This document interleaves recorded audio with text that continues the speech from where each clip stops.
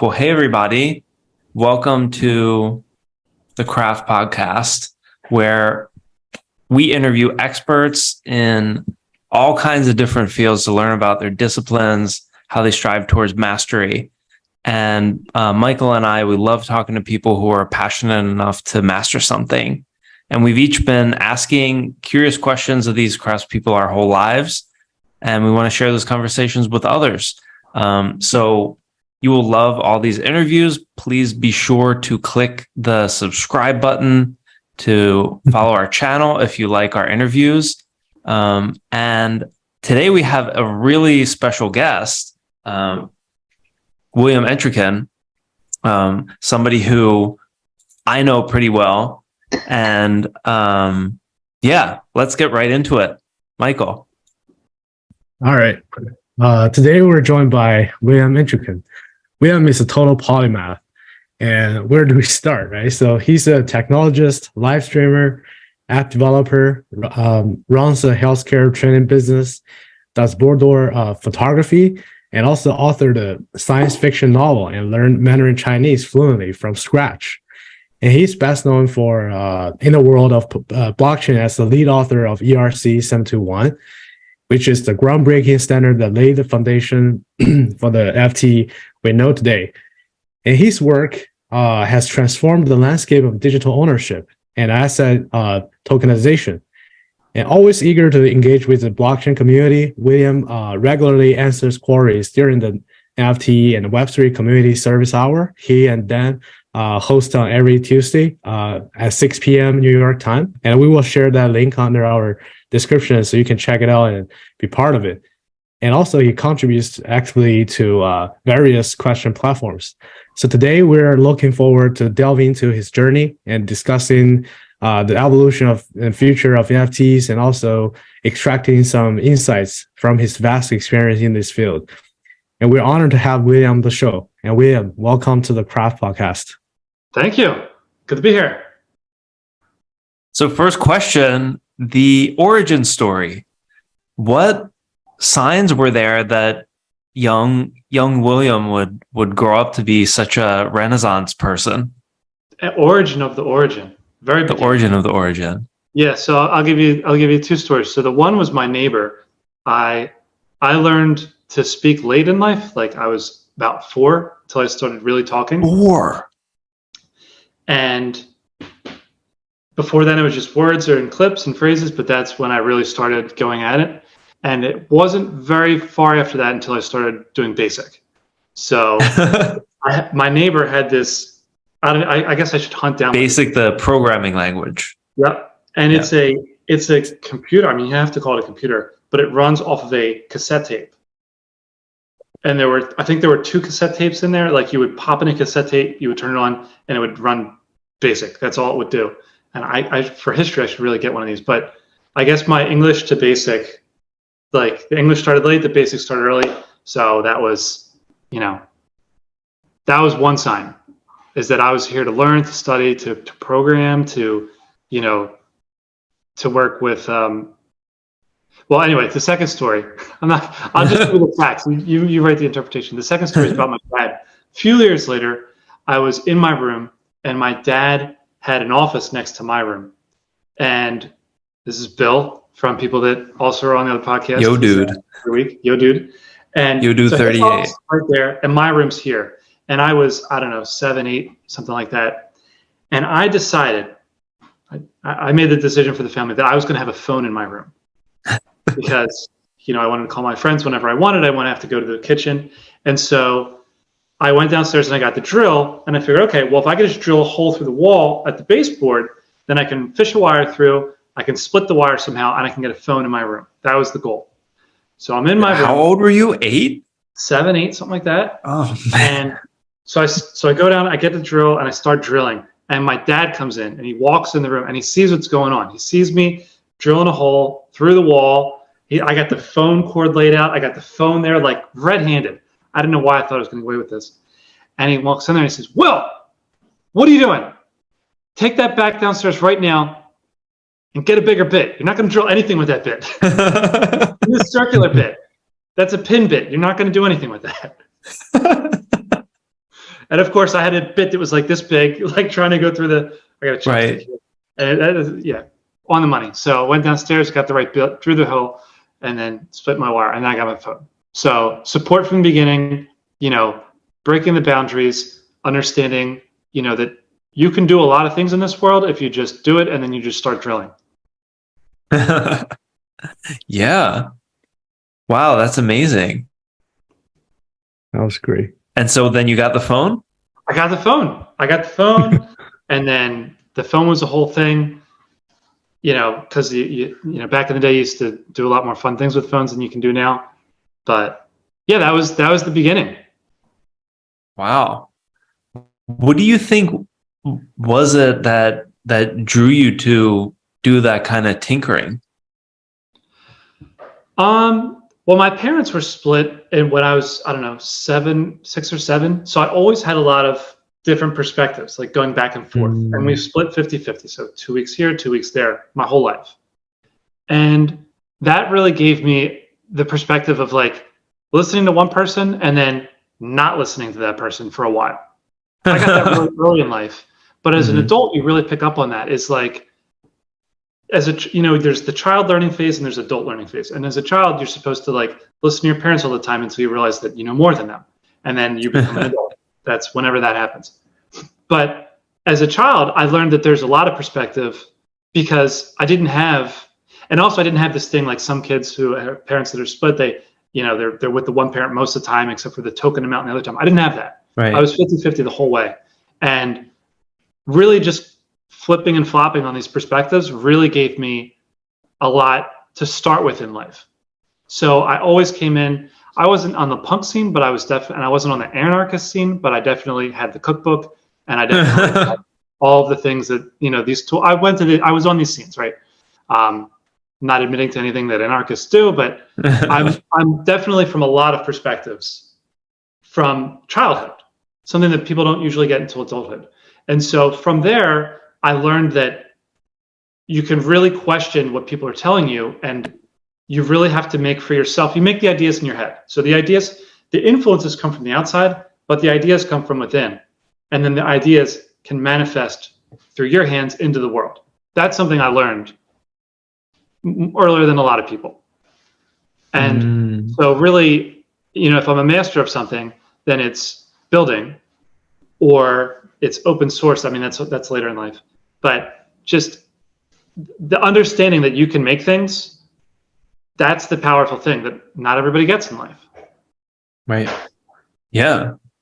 And as you got older, so you were tinkering with these things. At some point, you must have discovered the internet. Yep, through the modem. What was that like? Yes, so BBS. So my first connection with the internet was through modems. So you would, this is in the 90s. So you would get the modem, but then like a few weeks later, you have to get the next modem because they were just getting better constantly.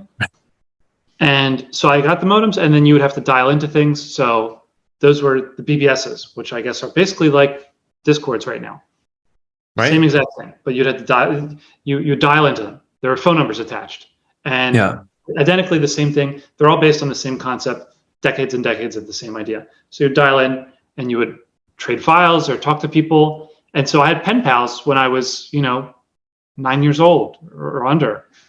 Pen pals that my parents didn't know about. And I guess the pen pals were different back then because you had less of them and they weren't people screaming at you. They were people that wanted to talk to you. Right. And it was private conversations. Now, if you can say that people have pen pals, they are with random people that don't care about you and are very likely robots. Yeah. So that was my beginning. Yeah. And then, so eventually, of course, you have to kind of make some decisions about what to study and what to do.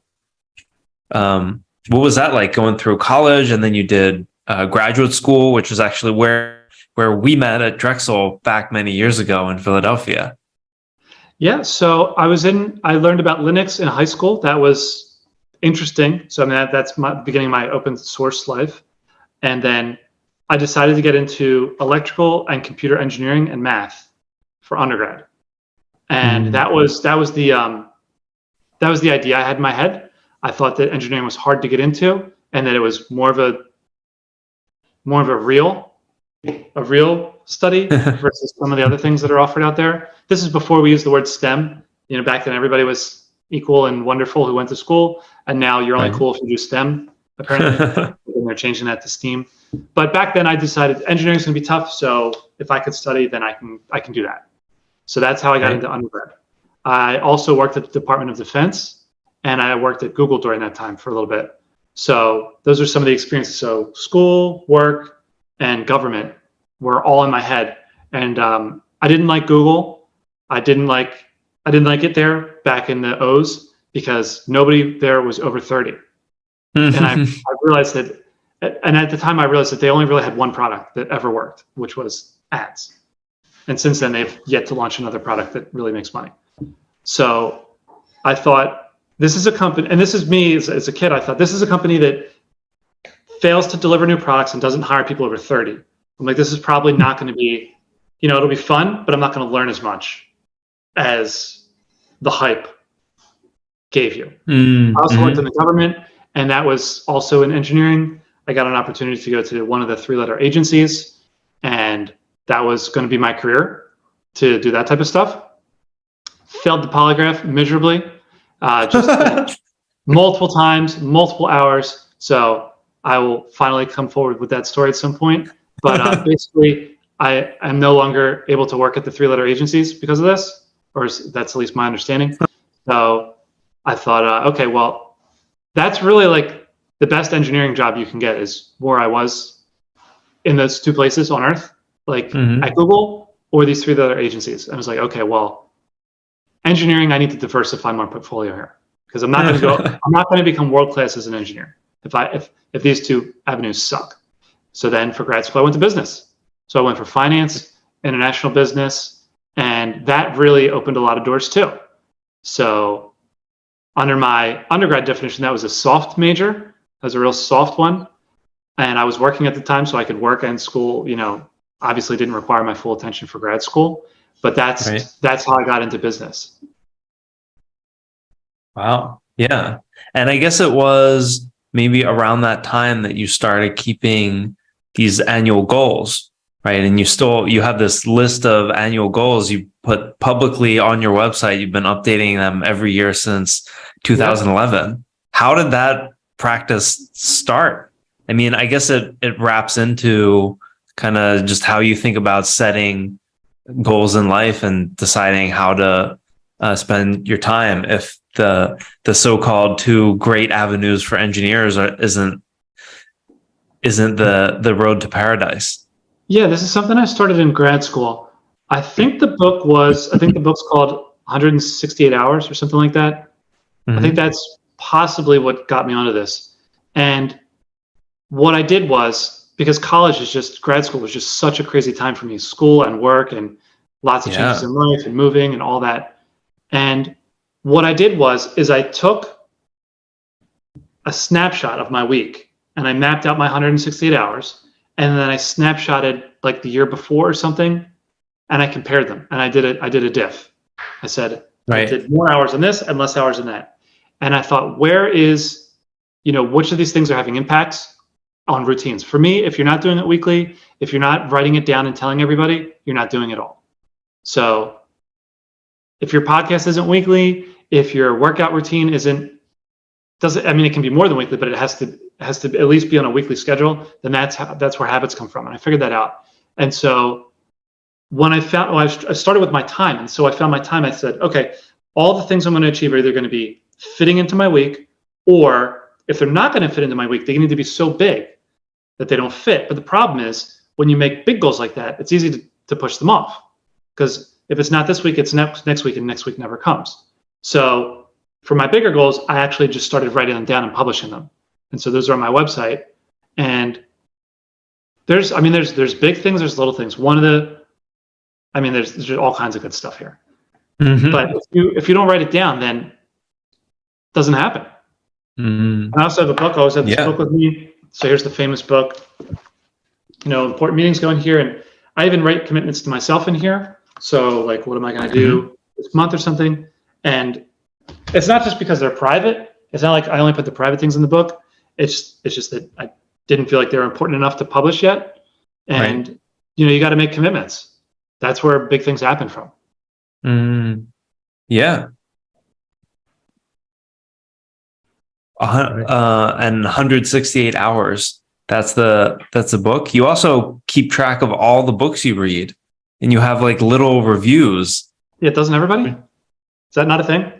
No. It should be. It's great to see like your reflections on the books. I've decided not to read a bunch of books just because you gave them a poor review. And I Or don't encapsulated like their 300 pages into one sentence. but maybe you really resonate. I mean, I don't really like star ratings. I think star ratings are going away. So I try to put like the words. Sometimes there's just nothing redeeming to say about a book. But in general, for me, if you don't have a pen, you can't read. Yeah, I mean, it's got to be interactive. Everything's interactive. Life is interactive. So if you're reading, you're doing it wrong. You need a pen. Now, some people, I'm not onto the digital yet. I haven't found the right digital experience. But if you can write, if you can use it digitally, but I have piles of books here that are just marked up, you could see them having an argument with the book. Like you can see it in real time. Like I'm fighting it, I'm coming around, and then I just take those notes and I mail a letter to the author. Like, send a diff. So this is something you do. If you're not ever writing to authors, you're doing it wrong. Now it's rough when the authors are dead, but you should definitely be taking notes when you're reading. Yeah.